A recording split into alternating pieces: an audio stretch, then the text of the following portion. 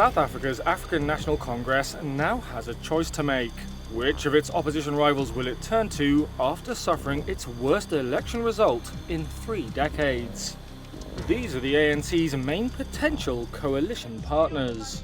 Where we govern, we make sure The Democratic Alliance is the next biggest party. It secured 21.8% of the vote to the ANC's 40.2%. to ensure fair access. A deal with the pro-business DA would be favoured by investors, and DA leader John Steenhuisen is open to talks. That is, to prevent more radical parties like the Marxist economic freedom fighters from getting their hands on the levers of power. The purpose of these initial talks will be to gather information of what options are available to the DA as we seek to rescue South Africa from doomsday. However, the DA is also seen as a party of white privilege, which it refutes. Some analysts say the ANC, a party synonymous with black South African liberation from white minority rule, would be unlikely to pick it as a sole coalition partner. Local media have reported the DA could enter into a cooperation pact with the ANC. That would see it support key decisions in exchange for top jobs in Parliament.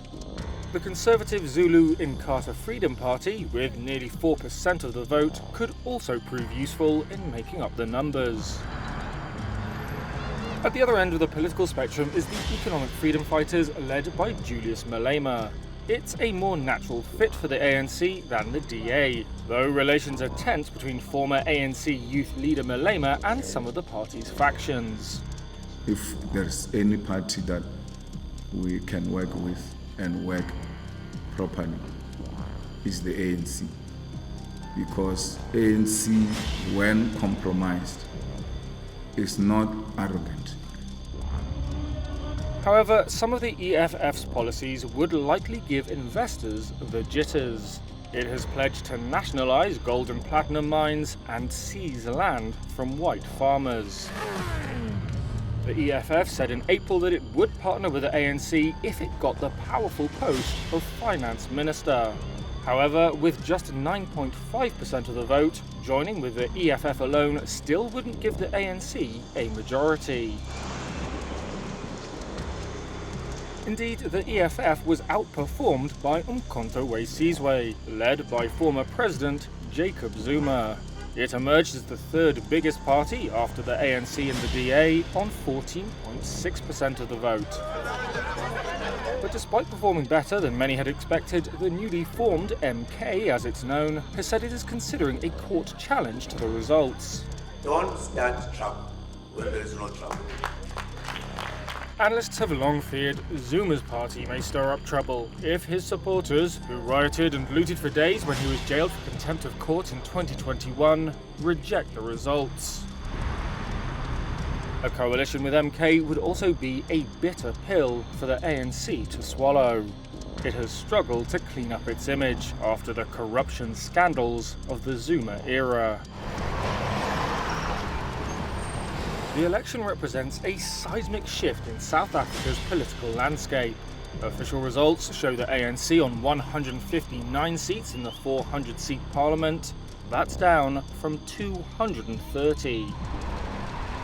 The result has been inflicted by South Africans angry at unemployment, inequality and rolling power blackouts. But in Johannesburg, residents like student Kathy Maku are hopeful for a brighter future.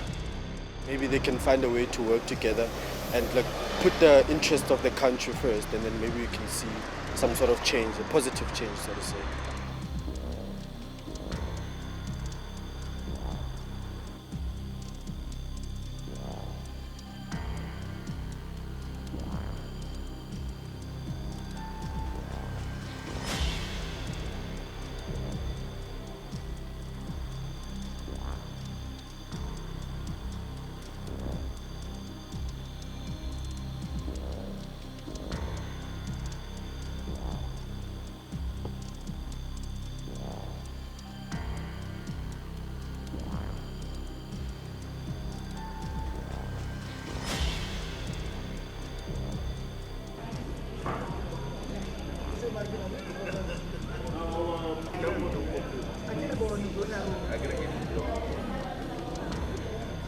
the drop of the support for the African National Congress is unprecedented. We've always historically known, and obviously, surveys and research has been saying that the ANC is going to reduce, it's going to reduce majority. But I don't think that until the 29th until just after the 29th, when votes were being counted, that anyone really thought the ANC would dip as much as it did.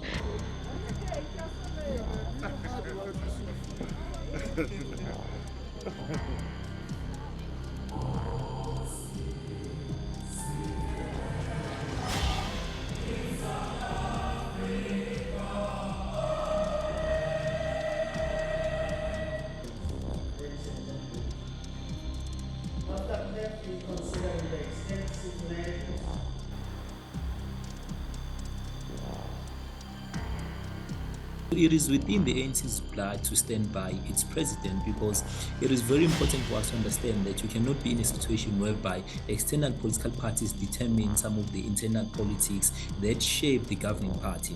So in this particular case, the EFF surprisingly came out and said, we are willing to work with the ANC, even if President Ramaphosa is in charge. So that also gives you a particular indication. And we know for a fact that the MK is not willing to work with the ANC if President Ramaphosa is in charge. And in this particular case, again, I can confidently state that I do not see the ANC working hand in hand with the MK.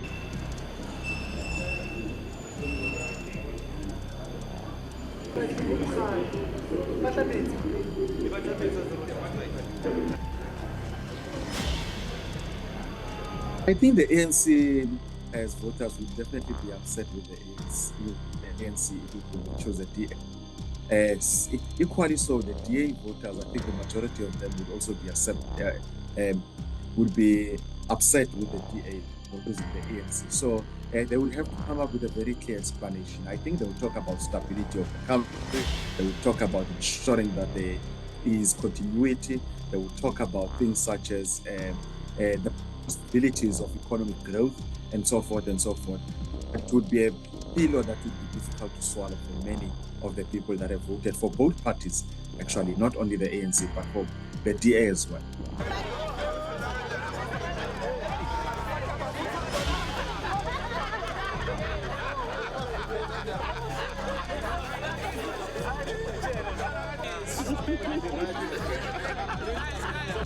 Look, for the ANC, it's a night Zuma coming back, because we know that they are not in very good terms with Mr. Zuma.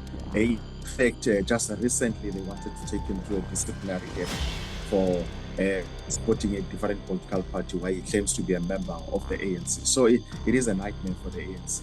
But it also shows the popularity of Zuma. It shows how much people like this particular individual. It shows as a politician how much influence he does have. And one cannot underestimate that. In politics, it is about numbers, it is about influences, it's about convincing people around your programs and policies. And Mr. Zuma seems to understand his audience. Your predecessor and the president of Ghana advised Raila Odinga to follow. And we are fully aware of all of this. So they've tried everything under the sun